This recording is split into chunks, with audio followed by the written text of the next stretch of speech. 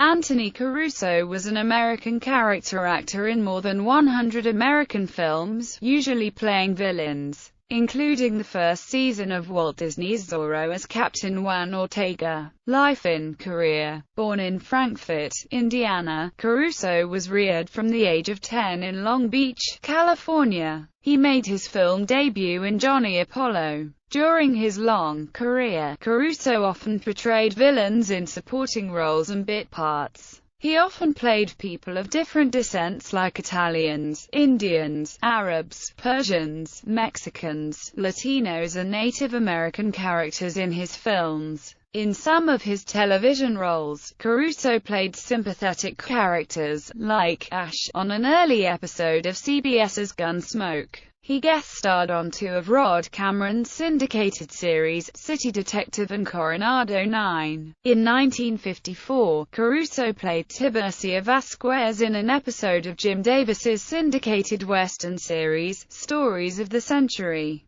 He appeared in the first Brian Keith series, Crusader. Among Caruso's other Western credits was 1954's Cattle Queen of Montana, also starring future U.S. President Ronald W. Reagan. At Christmas 1957, Caruso appeared as a Roman Catholic priest in the episode The Child of NBC's The Restless Guns, starring John Payne, and also guest-starring Dan Blocker and James Gleason. In 1959, Caruso was cast with Tom Nolan and Sally Brophy in the role of George Bradley in the episode Annie's Old Beau, on the NBC children's Western series Buckskin. That same year, he portrayed Matt Cleary on CBS's Wanted, Dead or Alive episode, The Littlest Client, with Steve McQueen. Also 1959, he also guest-starred on the ABC, Warner Brothers Western series, Sugarfoot, in the episode, The Extra Hand, along with guest stars Carl Svensson and Jack Lambert and the series star, Will Hutchins.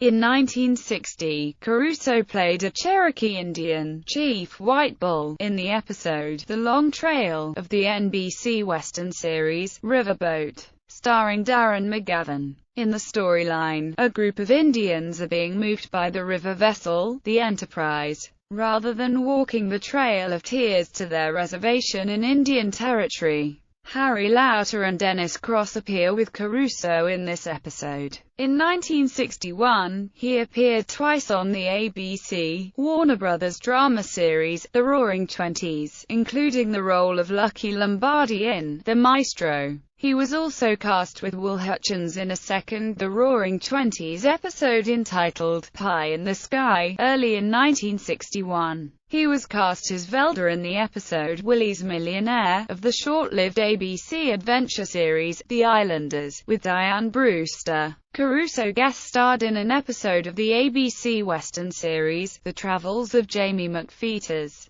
based on a Robert Louis Taylor novel of the same name. Caruso guest-starred 3 times on CBS's Perry Mason. In 1962, he played Keith Lombard in The Case of the Playboy Pugilist. In 1965, he made 2 appearances, both times as the murder victim. First as title character Enrico Baccio in The Case of the Sad Sicilian, then as Harvey Rettig in The Case of the Runaway Racer, in 1966. Caruso guest-starred in the Barry Sullivan Western series The Road West, set in Kansas, in the episode entitled This Dry and Thirsty Land. In 1964, he guest-starred in the Bonanza episode The Saga of Squaw Charlie, playing a Native American man shunned by most everybody and with only 2 friends, Ben Cartwright and a little girl named Angela. From 1966 to 1970, he guest-starred 3 times on the long-running NBC Western The Virginian, starring James Drury.